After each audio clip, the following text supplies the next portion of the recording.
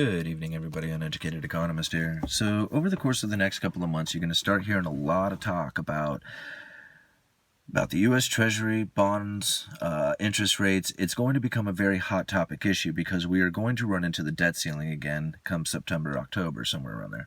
And when that happens, there is going to be a lot of political mayhem. When that is over and they raise the debt ceiling, and they will, there is going to be a flood of bonds that have come into the system.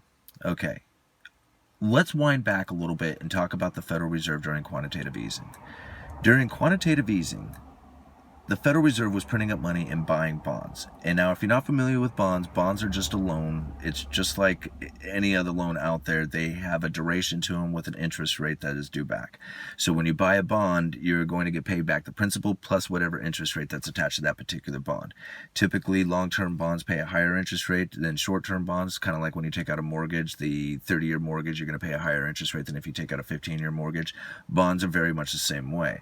Now, recently we have seen an inversion of the yield curve, or an inverting yield curve, and that's where short-term bonds start paying more than the long-term bonds. And what that is telling us is that investors are very nervous about tying their money up for the short term, so they're demanding a higher interest rate for it. And that's where you're seeing this yield curve inversion taking place, where, like I said, these short-term rates are paying more than the mid-term rates, and then they start going up, the interest rates start gaining again out on the long term. So what ends up happening here is that the Federal Reserve has been unwinding their balance sheet. Okay, so during quantitative easing, where they were loading up their balance sheet with these bonds, like they were printing up money, buying the bonds, putting those on their balance sheet, they have allowed a bunch of these bonds to start rolling off the balance sheet. Okay, so as they are coming due, instead of buying new bonds with that money, they're just taking the money off the table. So this printed up money is now coming back to the Federal Reserve. This is shrinking the money supply. This is referred to as quantitative tightening. Now, a lot of people said that the Federal Reserve did a 180 a few months back. I don't see where they did the 180 on their policy. They were raising interest rates a quarter percent every quarter, and then they stopped doing that. They haven't lowered interest rates, but they haven't raised interest rates. They have continued to unwind the balance sheet, which is tightening up the money supply, okay? So quantitative tightening has been going on even after the 180 took place, which I don't feel that the Fed ever did a 180. Now, something very interesting is that this quantitative tightening process that the Fed is referring to ends in September, at the same time that the U.S. Treasury runs into the debt ceiling.